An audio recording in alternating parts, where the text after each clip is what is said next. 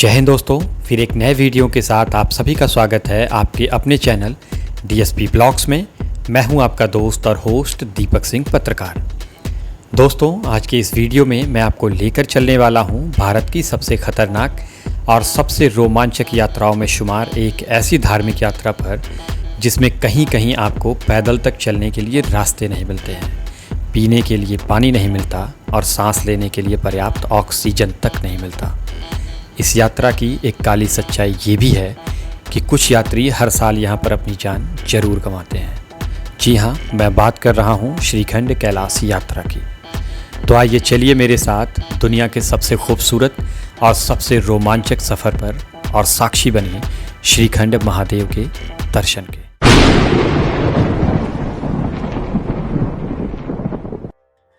श्रीखंड महादेव यात्रा सीरीज़ के इस थर्ड एपिसोड में आप सभी का स्वागत है। इस वक्त हम भीमडेवारी कैंप में हैं, जहां पर बीती रात हमने स्टे किया हुआ था। अब एक बार फिर से दिन निकलने के साथ शुरू हो गई है हमारी श्रीखंड महादेव तक पहुंचने के लिए यात्रा।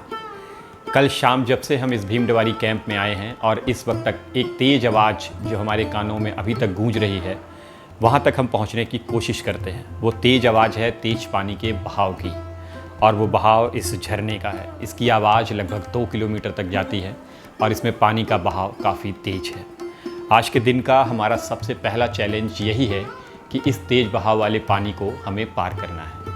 इस पत्थर पर फिसलन भी हो सकती है, पानी का बहाव भी है, तो अगर यहाँ पर आप संभल कर नहीं चलते हैं तो आप पानी के साथ बह सकते हैं, आपकी जान तक जा सकती है। भीमडेवारी कैंप से निकले हमें लगभग 1 घंटे से ज़्यादा का वक्त बीत चुका है। इस वक्त हम काफ़ी ऊंचाई पर पहुंच चुके हैं। यहाँ आपको मिलते हैं दूध से सफ़ेद बहते ये झरने, ये हरियाली भरे पहाड़ और ये बादल। इन सब को मिलाकर यहाँ की खूबसूरती का वर्णन किसी के लिए भी कर पाना नामुमकिन है। वो दूर दिख रहे नीले और पीले ये डॉट, ये कुछ और नहीं, ये हमारे टेंट थे जिनमें रात में हमने स्टे किया था और आज वहीं से हमने अपनी ये यात्रा शुरू की है। सुबह लगभग 5:15 बजे से हमारी आज की यात्रा श्रीखंड महादेव के लिए शुरू हुई थी और इस वक्त बजने वाले हैं 7। हम पहुंच चुके हैं अपनी यात्रा के एक और महत्वपूर्ण पड़ाव यानी कि पार्वती बाग पर। ये वो एकमात्र स्थान है जहां से आपको माता पार्वती के साथ ही साथ साक्षात होते हैं श्रीखंड महादेव के दर्शन। कहा जाता है श्रीखंड जाते समय माता पार्वती यहाँ पर कुछ दिनों के लिए रुकी हुई थी और महादेव को पसंद आने वाले कुछ चुनिंदा फूलों का उन्होंने यहाँ पर एक बाग लगाया हुआ था, जिसके कारण इस स्थान को पार्वती बाग के नाम से जाना जाता है। साथ ही साथ दुनिया के कुछ विशेष अनुष्ठानों में प्रयोग होने वाला ब्रह्म कमल भी आपको यहीं पर देखने को मिलता है। अब हम निकल रहे हैं पार्वती बाग से और आप मेरे पीछे देख रहे हैं ये बड़े बड़े पत्थर और इन पे बने ये लाल पीले निशान। ये निशान हमें रास्ता बताते हैं। इन्हीं निशानों को देखते हुए, इन्हीं इंडिकेशंस को देखते हुए हमें आगे चलना है। इस समय यहाँ का नज़ारा इतना खूबसूरत है कि दिल तो कहता है कि यहीं पे ठहर जाएं, पर हमारी मजबूरी है कि अगर हम किसी भी सूरत में 2 बजे तक श्रीखंड महादेव के दर्शन नहीं कर पाते हैं तब भी हमें वहाँ से वापस कर दिया जाएगा, क्योंकि अधिकतम 2 बजे तक ही श्रीखंड महादेव के पास तक आप जा सकते हैं और उसके बाद आपको वहाँ से वापस कर दिया जाएगा। बड़े पत्थरों के बीच से होकर हमें जाना। मेरी मजबूरी थी कि हर जगह हम कैमरा यूज़ नहीं कर सकते, क्योंकि रास्ते में तो एक से बढ़कर एक ख़तरनाक रास्ते हमें दिखे, जिनसे होकर गुज़रना देखकर तो लगता था कि मुमकिन नहीं है, पर महादेव की माया है, उनकी दी हुई शक्ति है कि आप उनका नाम स्मरण करते हुए धीरे धीरे बढ़ते जाते हैं और आप अपनी मंजिल के करीब आते जाते हैं। इन पत्थरों पर चलना इतना आसान नहीं है। ये कोई भी पत्थर, आप इनसे फिसल सकते हैं, आपको चोटें आ सकती हैं और आपका आगे का रास्ता दुश्वार हो सकता है। पर अगर आप महादेव के सच्चे भक्त हैं, मन में आपके श्रद्धा है और आप महादेव का स्मरण करते हुए चल रहे हैं, तो ये रास्ते आपके लिए बहुत ज़्यादा दुखदायक तो नहीं होने वाले हैं। पर आपको महादेव का स्मरण करते हुए चलना है और महादेव के भक्त ही इन रास्तों पर चल सकते हैं। 50 से 60 डिग्री की खड़ी चढ़ाई चढ़कर जैसे तैसे करके मैं अपनी बिछड़ी टोली के पास लगभग आ चुका हूँ और कहूँ तो इस वक्त तक मेरे पैरों से बिल्कुल जान जा चुकी है। घंटों तक पैदल चलने के बाद काफ़ी थके हारे हुए हम पहुँच चुके थे अपनी यात्रा के एक और महत्वपूर्ण पड़ाव यानी कि नैन सरोवर पर। मान्यता है महादेव के वियोग में विलाप करती हुई माता पार्वती के आंसुओं से यहाँ पर एक तालाब बन गया था, जिसे अब नैन सरोवर नाम से जाना जाता है।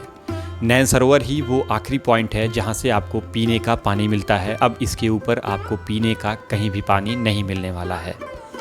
यहाँ पर आपको बहुतायत छोटे बड़े पत्थरों को एक दूसरे पर सजाकर रखा हुआ दिख जाएगा।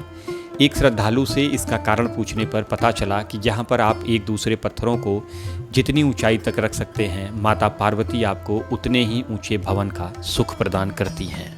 लोकमत है कि इस सरोवर के जल में अद्भुत शक्तियाँ हैं। इसमें स्नान करने से शरीर के कई कष्ट अपने आप नष्ट हो जाते हैं।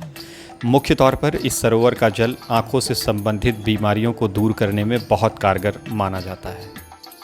कहते हैं नैन सरोवर के बिल्कुल सामने स्थित इसी शिला में माता पार्वती आज भी विराजमान है और यहीं से श्रीखंड महादेव तक जाने वाले श्रद्धालुओं को अपना आशीर्वाद देती है।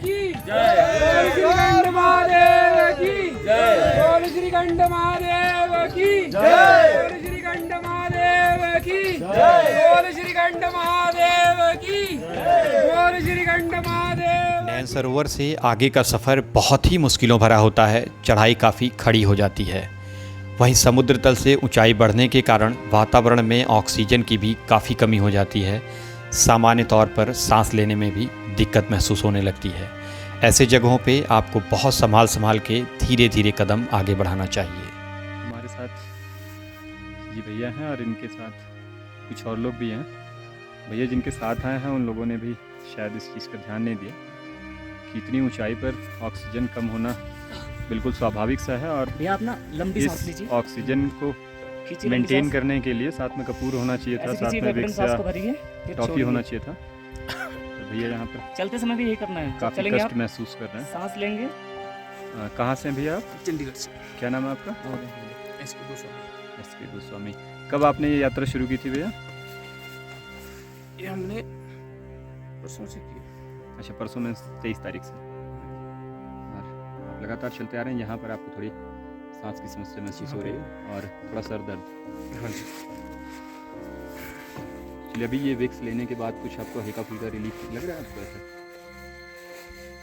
और ये कपूर भी आप खोल लीजिए, बीच बीच में सूंघते रहिए और इस कपूर को कपड़े के किसी कोने में बांध लीजिए, नहीं तो वो गिर जाएगा। और ये गमछा है ना, लाइव आज की यात्रा हमने भीमडवारी कैंप से सुबह 5:15 बजे शुरू की थी। ये हमारे लिए सबसे बड़ी चूक थी। हमें भीमडवारी कैंप में नहीं, हमें पार्वती बाग कैंप में रुकना चाहिए था और सुबह लगभग 3:30-4 बजे से हमें इस यात्रा को शुरू कर देना चाहिए था। बढ़ते समय के साथ यहाँ का मौसम भी ख़राब हो जाता है। यहाँ के मौसम में धुंध छा जाती है, दूर तक कोई व्यू आपको नहीं दिखाई देता है। साथ ही साथ आज ही आपको श्रीखंड महादेव के दर्शन करके वापस अपने भीमडवारी कैंप में जाना है। ये दूरी बहुत लंबी साबित होने वाली है, हम सब के लिए बहुत मुश्किल साबित होने वाली है। यदि आप शिव की शक्ति में विश्वास नहीं रखते हैं, यदि आप शिव की सत्ता पर भरोसा नहीं करते हैं, तो मेरा मानना है कि आपको इस यात्रा पर एक बार ज़रूर आना चाहिए, क्योंकि बिना महादेव के चाहे इस यात्रा पर कोई नहीं आ सकता है। ये मेरे महादेव की ही माया है कि ये दिव्यांग भक्त यहाँ तक चला आया है। कहा जाता है कि अकाल मृत्यु से वो डरे जो काम करे चांडाल का, काल उसका क्या बिगाड़े जो भक्त हो महाकाल का। जिन रास्तों पर सीधे खड़े रह पाना भी मुश्किल हो, उन रास्तों पर इतनी आसानी से चलकर अपने सफ़र को पूरा कर लेना कोई आम बात नहीं है। ये महादेव की ही शक्ति है, ये महादेव की ही माया है। हर हर महादेव। फिर हम आ गए हैं श्रीखंड महादेव के बहुत ही करीब और आप सबने अब तक सुनी होगी अग्नि परीक्षा। अब हमारी होने वाली है बर्फ परीक्षा और ये विशाल ग्लेशियर आप देख रहे हैं और बर्फ परीक्षा के साथ ही साथ यहाँ पर वर्षा परीक्षा भी चल रही है। मतलब तेज़ बारिश और ये मोटे बर्फ़ के चट्टान और बिल्कुल 45 से 50 डिग्री वाली खड़ी चढ़ाई। फिर भी महादेव के भक्तों के अंदर का ये जोश इन्हें यहाँ तक चलने का साहस देता है। अब हम पहुँच चुके हैं महादेव के बेहद करीब। बस कुछ कदमों की दूरी है और महादेव हमारे सामने होंगे। पर महादेव तक पहुँचने से पहले इस विशाल ग्लेशियर से होते हुए हमारे जूते तो पूरी तरह से वाटरप्रूफ हैं। पर यकीन मानिए इस समय हमारा पूरा पैर का पंजा सुन्न पड़ चुका है, हमारी अंगुलियां पूरी तरह से सुन्न पड़ चुकी हैं। जैसे तैसे करके मैंने इस छाते को पकड़ा हुआ और मोबाइल को।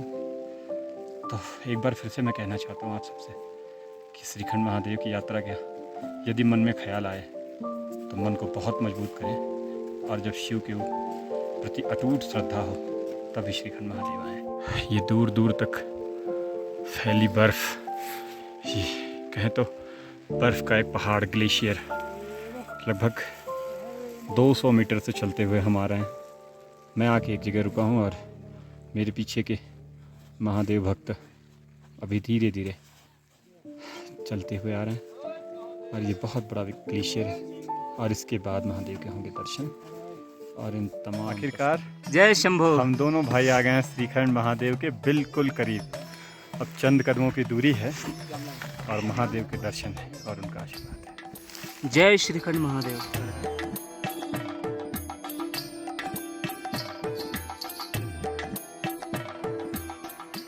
दोस्तों, महादेव के इतने करीब पहुंचने का एहसास शब्दों में बयां कर पाना नामुमकिन है। इतने दुर्गम रास्तों से होते हुए लगभग 35 किलोमीटर की चढ़ाई चढ़ने के बाद हम पहुंचे हैं श्रीखंड महादेव। अब हम श्रीखंड महादेव की कर रहे हैं परिक्रमा। ये भी बड़े ही खतरनाक पत्थरों पर होते हुए हम श्रीखंड महादेव की परिक्रमा शुरू कर चुके हैं, क्योंकि ये विशाल शिवलिंग इतना विशाल है कि हमारे कैमरे में इसका एक साथ आ पाना संभव नहीं, वो भी इतने करीब से संभव सा है। तो हम इस शिवलिंग के बगल से होते हुए परिक्रमा कर रहे हैं। और आप आगे देख सकते हैं हमारी जामा विलेज की ये बहनें हमसे थोड़ी सी पहले आई थी और इन्होंने परिक्रमा शुरू कर दी है, और इन्हीं के पीछे हमने भी शुरू की है महादेव की परिक्रमा। हर महादेव।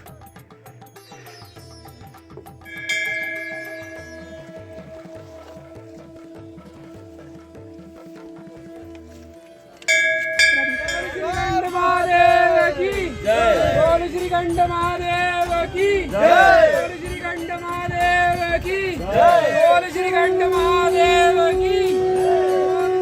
वीडियो अच्छा लगा हो तो इसे लाइक करें, दोस्तों के साथ शेयर करें, और अगर आप चैनल पर नए हैं तो चैनल को सब्सक्राइब करना बिल्कुल ना भूलें। साथ ही बेल आइकन को प्रेस कर लें ताकि अगले वीडियो का नोटिफिकेशन सबसे पहले आपको मिल सके। वीडियो को अंत तक देखने के लिए बहुत बहुत धन्यवाद, आभार।